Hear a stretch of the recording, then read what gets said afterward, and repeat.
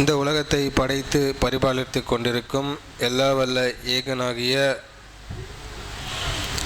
அல்லாஹ் ஒருவனுக்கே. மேலும் நபிகள் நாயகம் ஸல்லல்லாஹு அலைஹி வஸல்லம் அவர்களின் மீதும் அவர்களை பின்பற்றி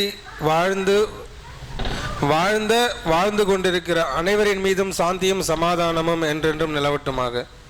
அஸ்ஸலாமு அலைக்கும் வரஹ்மத்துல்லாஹி வபரகாத்துஹு.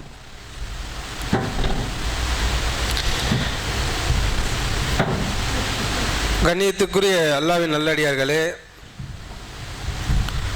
நாம் நம்முடைய வாழ்க்கையில் இருக்க வேண்டிய முக்கியமான பண்புகளில் ஒன்று நம் குடும்ப உறவுகளில், மற்ற உறவுகளில் நாம் எவ்வாறு நடந்து கொள்ள வேண்டும், நம்முடைய உறவுகளில் நாம் எவ்வாறு மேம்படுத்த வேண்டும், அதை பற்றி ஒரு சிறிய தொகுப்பு சகோதரர்களே. இறைவனை விரும்பக்கூடியவர்கள் உறவுகளை பேணுவதில் உறுதியாக இருப்பார்கள். ஆக யார் இறையச்சத்தோடு வாழ்கிறார்களோ இந்த பூமியில் அவர் அனைத்து உறவுகளையும் அனைத்து வாழ்ந்து கொண்டிருப்பவராக இருப்பார்.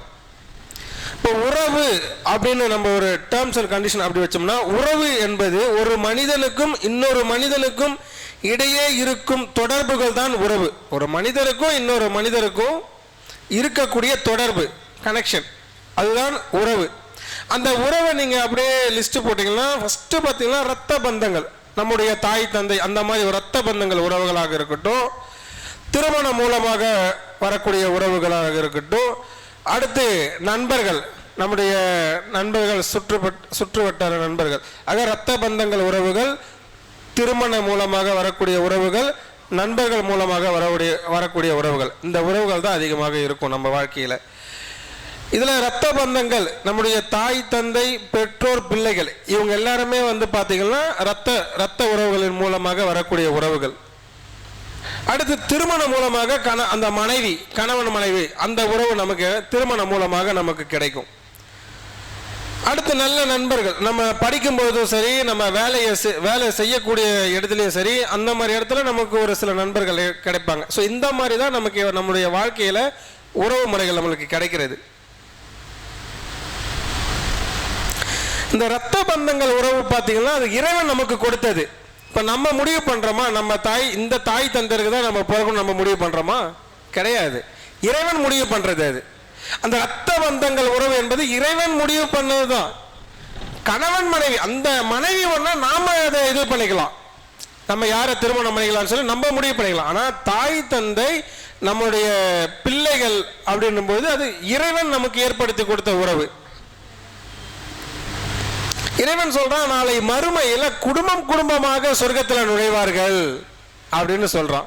எப்படி குடும்பமாக சொர்க்கத்தில் நுழைவார்கள்? இப்ப நம்ம எப்படி இருக்கிறோம் குடும்பத்தோட, நம்ம தாய் தந்தையோட, நமது அண்ணன் தம்பியோட, நமது சகோதரியோட, நாம எப்போது இந்த வாழ்க்கையில் நம்ம எப்படி இருக்கிறோம்? குடும்பமாக சொர்க்கத்தில் நுழையக்கூடியவர்களாக இருக்கிறோமா? கொஞ்சம் சிந்திச்சு பாருங்க சகோதரர்களே. நாம் தாய் தந்தையோடு எப்படி இருக்கிறோம், நம்ம மனைவியோடு எப்படி இருக்கிறோம், தன் மகன் மகள்களோட நம்ம எப்படி உறவாடுகிறோம்? நம்ம இந்த உலகத்தில் நாம் அவர்களுக்காக ஒரு சில விஷயங்களை விட்டு கொடுத்து சகிப்புத்தன்மையோடு இருந்து அவர்களை அரவணைச்சு அந்த உறவை நல்ல முறையில் அதை பேணி வந்தால் தான் நாளை மறுமையில் இறைவன் சொன்னபடி குடும்பமாக நம்ம என்ன பண்ண முடியும்? சொர்க்கத்தில் நுழைய முடியும். ஒரு மனிதர் கேட்குறாரு,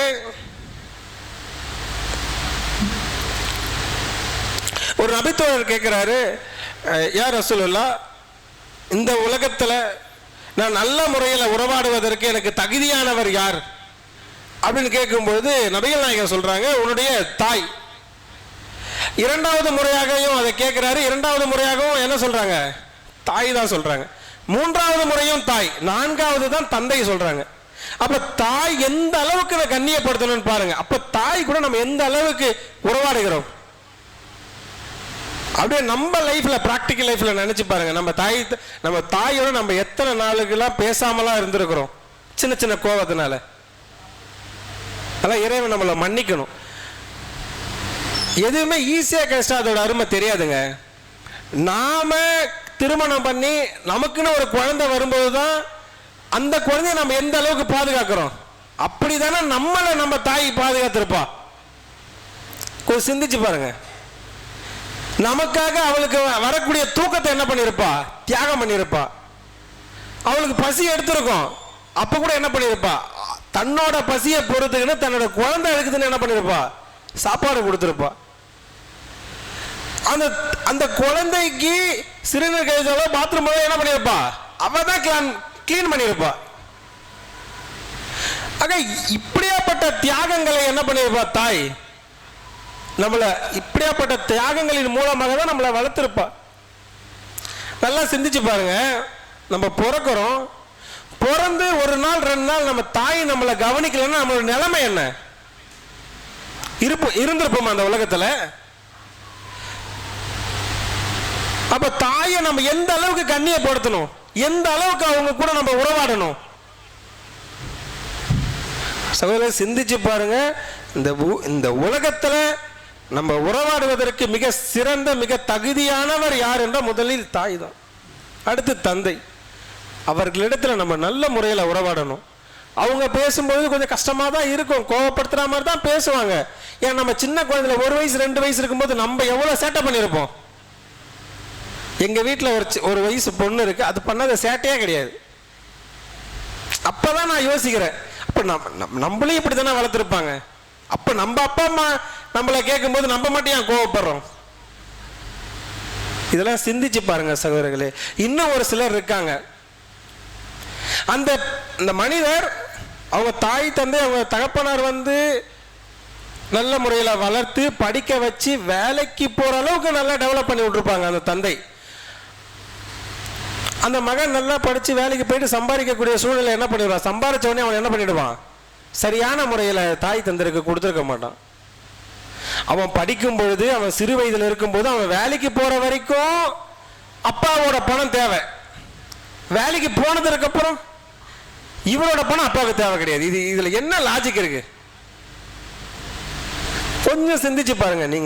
நீங்க சம்பாதிக்கிறதுல கொஞ்ச நாச்சும் பெற்றோர்களுக்கு கொடுங்க. ஏன்னா அவங்க மூலியமா தான் நம்ம என்ன பண்ணோம், இந்த உலகத்துல நல்லவர்களாகவும் வேலைக்கு செல்லக்கூடியவர்களாகவும் நல்ல நற்பண்புகளை பெற்று நல்ல முறையில் வாழக்கூடிய சூழ்நிலை யாரால கிடைச்சதுன்னா தாய் தந்தையோட வளர்ப்பெல்லாம் தான் கிடைச்சது.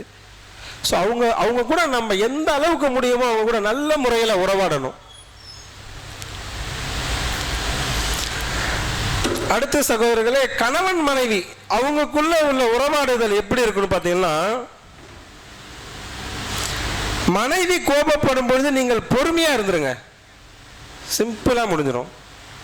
அவர்கள் பேசும்போது நீங்க மௌனமா இருந்துருங்க. சண்டை வரும்போது எந்த பிரச்சனையும் வராது. அவங்க பேச நீங்க பேச என்ன ஆகும்? ரேஸ் ஆகும். அவங்க எதனா போட்டு தூக்கி போட்டு உடைப்பாங்க, நீங்க என்ன பண்ணுங்க? பதிலுக்கு நீங்களும் தூக்கி போட்டு உடைச்சுன்னா என்ன ஆகும்? பிரச்சனை அதிகமாகிடும். ஸோ இதெல்லாம் நீங்க குறைச்சிட்டு அந்த டைம்ல தான் நமக்கு என்ன இருக்கணும்னா சகிப்புத்தன்மையும் இருக்கணும், பொறுமை இருக்கணும். இந்த மாதிரி விஷயத்தை இதெல்லாம் நீங்க உங்க லைஃப்ல நீங்க ஃபாலோ பண்ணீங்கன்னா அந்த கணவன் மனைக்குள்ள இருக்கிற அந்த பிரச்சனைகள் எல்லாம் சால்வ் ஆகி நீங்க ஒரு நல்ல ஒரு சூழ்நிலையில வாழ்ந்துடலாம். இது இல்லாம தான் எவ்வளவோ கணவன் மனைவி என்ன பண்றாங்க, பிரியக்கூடிய சூழலை நம்ம பார்க்கிறோம். இறைவனே சொல்லிட்டான்ல, ஆதாம் நபியை படைச்சிட்டு அவருடைய விலா எலும்பு எடுத்து தான் என்ன பண்ணியிருக்கான், ஹவ்வா அலைஹிஸ்ஸலாமை படைச்சிருக்கான். ஸோ விலா எலும்பு எப்படி இருக்கும்? கொஞ்சம் பெண்டாக தான் இருக்கும், அவங்கள நிமித்த முடியாது. அதுக்குன்னு அப்படியே விட்டுறக்கூடாது. அப்பப்போ அதை சொல்லி என்ன பண்ணிக்கணும், அப்படியே தான் கொண்டு போயிடணும். போட்டிக்கு போட்டி அப்படின்னு நீ ஒன்று பண்ணா நான் ஒன்று பண்ணான்னு பண்ணும்போது என்ன ஆகும்? அது வேற மாதிரி கொண்டு போய் விட்டுடும். அது இந்த மாதிரி போகும்பொழுது தான் நிறைய கணவன் மனைவிக்குள்ள பிரச்சனைகள் விவாகரத்தில் அந்த மாதிரி போகுது. ஸோ அந்த இடத்துல நீங்கள் என்ன பண்ணியிருக்கணும்னா மௌனமாகவும் இருக்கணும், பொறுமையாகவும் இருக்கணும், சகிப்புத்தன்மையோடவும் இருக்கணும், பொறுமையாக இருந்து அந்த உறவை நல்ல முறையில் பேணி காக்கணும். ஸோ இதையெல்லாம் இந்த குணங்கள் தான் நீங்கள் என்ன பண்ண முடியும், நல்ல முறையில் உறவாடுவதற்கு, நல்ல முறையில் உங்கள் லைஃப்பை கொண்டு போகிறதுக்கான ஒரு நல்ல ஒரு விஷயமாக இருக்கும் சகோதரர்களே. அடுத்து நம்ம குழந்தைகள் கிட்ட எப்படி நல்ல முறையில் உறவாடுவதற்கு இறைவன் சொல்றான். லுக்மான் அலைஹிஸ்ஸலாம், அந்த லுக்மான் என்ற அந்த அத்தியாயத்திலேயே அப்படியே கண்டினியூவாக வந்துக்கினே இருக்கும். குழந்தைய எப்படிலாம் நம்ம வளர்க்கணும், எப்படிலாம் இருக்கணும் அப்படின்னு சொல்லிட்டு அதை படிச்சுக்குங்க. அடுத்து நண்பர்கள். நம்ம படிக்கும் பொழுது, வேலைக்கு போகும்பொழுது கண்டிப்பாக அந்த அந்த அந்த பீரியடை தாண்டி யாரும் போயிட முடியாது. கண்டிப்பாக நண்பர்கள் என்ன பண்ணுவாங்க, கண்டிப்பாக அதை நம்ம இருந்து தான் ஆவாங்க. ஸோ அவங்கக்கிட்ட நம்ம எந்த முறையில் நல்ல முறையில் நடந்துக்கணும்னு சொல்லிட்டு சொல்கிறேன் சகோதரிகளை. அது பெரிய ஹதீஸ், நம்ம சுருக்கமாக சொல்லிடுறேன். அவர்கள் நண்பர்கள் மத்தியில் நீங்கள் தாழ்த்தி பேசாமலும் அவர்களுடைய உடல்நிலை, மொழி பலம், பொருளாதார பலம் குறித்து கேலி செய்யாமலும் இருக்கணும். அடுத்து பார்த்தீங்கன்னா, பரிகாசம் செய்யாமலும், நடை உடை பாவனைகளை சாடை செய்யாமலும், தோற்றத்தை கண்டு சிரிக்காமலும், குற்றம் குறைகளை கண்டு சிரிக்காமலும், குத்தி பேசாமலும், குறைகளை கூறி திரியாமலும், மறைமுகமான சாடையால் பழிக்காமலும், மோசமான பட்டப்பெயர்களை சூட்டாமலும் இருப்பதாலும் உறவுகளை தக்க வைத்து கொள்ள முடியும். ஆனால் நம்ம குழந்தை பருவத்தில் நாம் எப்படி இருந்தோம், நம்ம நண்பர்களோட இந்த பண்புகள்லாம் நம்மக்கிட்ட இருந்ததா? கொஞ்சம் சிந்திச்சு பாருங்கள் சகோதரர்களே. நம்ம உறவினர்கள் மத்தியில் அவங்களுக்கு ஒரு உதவின்னா உடனே உங்களால் முடிஞ்ச வரைக்கும் செஞ்சுருங்க. ஏன் அப்படின்னு செய்யணும்னு சொல்கிறேன்னா, அதனால் 2 நன்மைகள் கிடைக்கும் நமக்கு. ஃபஸ்ட்டு நன்மை பார்த்தீங்கன்னா, அந்த உறவை பேணக்கூடிய நன்மை கிடைக்கும். அந்த உறவை என்ன பண்ணும், அப்படியே கண்டினியூ ஆகிட்டே வரும்.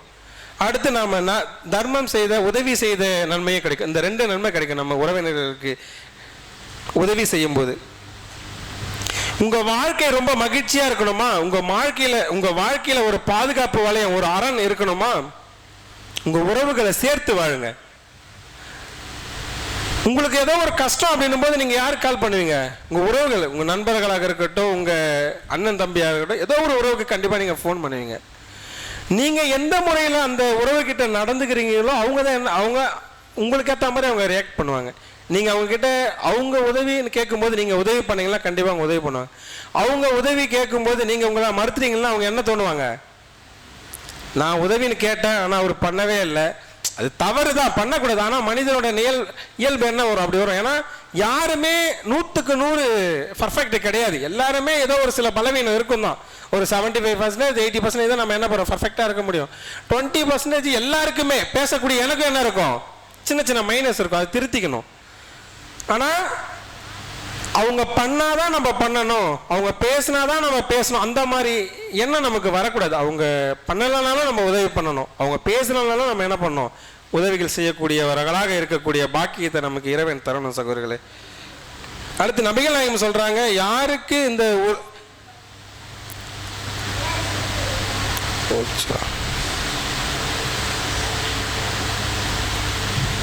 யார் தம் வாழ்வாதாரத்தில் விசாலத்தையும் நீண்ட ஆயுளையும் பெற விரும்புகிறாரோ அவர் இரத்த பந்த உறவுகளுடன் பேணி கொள்ளட்டும். ஆக இந்த உலகத்தில் நமக்கு உடல் ஆரோக்கியத்தையும் ரிஸ்க்கும் நமக்கு வேணும்னா நம்முடைய இரத்த உறவுகளுடன் என்ன பண்ணணும், நல்ல சுமூகமான முறையில் நம்ம என்ன பண்ணணும், வாழணும். இப்படி வாழ்ந்தால் நமக்கு தேவையான ரிஸ்க்கும் உடல் ஆரோக்கியமும் கிடைக்கும் என்று நபிகள் நாயகம் சொல்றாங்க. அடுத்து இறைவன் திருமறை குர்ஆனிலே சொல்கிறான், இறை நம்பிக்கையாளர்கள் ஒருவர் மற்றொருவருக்கு சகோதரர்கள் ஆவார்கள். எனவே உங்கள் சகோதரர்களுக்கு இடையே தொடர்புகளை சீர்படுத்துங்கள், மேலும் அல்லாஹ்வுக்கு அஞ்சுங்கள், உங்களின் மீது கருணையை பொழியக்கூடும் என்று இறைவன் திருமறை குர்ஆனிலே சொல்கிறான். ஆக ஒருவர் இன்னொருத்தருக்கு சகோதரர்கள் தான். அவங்க ஃபோன் பண்ணாதான் நம்ம பண்ணணும், அவங்க ஃபங்க்ஷனை கூப்பிட்டா தான் நம்ம போகலாம் கிடையாது. அவங்க கூப்பிடனாலும் நம்ம என்ன பண்ணணும், போகணும். அவங்க ஃபோன் பண்ணலாம் நம்ம என்ன சொல்லணும், பண்ணி பேசணும். இப்படி பேசும்பொழுது தான் நல்ல ஒரு உறவு என்ன பண்ணும், லைஃப் லாங் நீடிக்கும் சகோதரர்களே. ஆக உறவுகளை பேணுவதன் மூலம் அல்லாஹ்வுடைய அருளையும் அன்பையும் பெறுவதோடு சுவனம் செல்ல முடியும். எனவே நல்ல எண்ணம் கொள்வோம், உறவுகளை பேணுவோம். ஆக ஆரம்பத்தில் நான் சொன்னதுதான், சொர்க்கத்தில் குடும்பமாக என்ன பண்றோம், சொர்க்கத்தில் குடும்பமாக சொர்க்கத்தில் நுழைவார்கள் என்று திருமறை குர்ஆனிலே இறைவன் சொல்கிறான். அதுபோல பேசக்கூடிய என்னையும் கேட்கக்கூடிய உங்களுடைய குடும்பங்களையும் நாளை மறுமையில் குடும்பமாக நுழையக்கூடிய பாக்கியத்தை இறைவனிடம் பிரார்த்தித்தவனாக ஆஹிர் தக்வானா அல்ஹம்துலில்லாஹி ரப்பில் ஆலமீன். அஸ்ஸலாமு அலைக்கும் வரஹ்மத்துல்லாஹி வபரகாத்துஹு.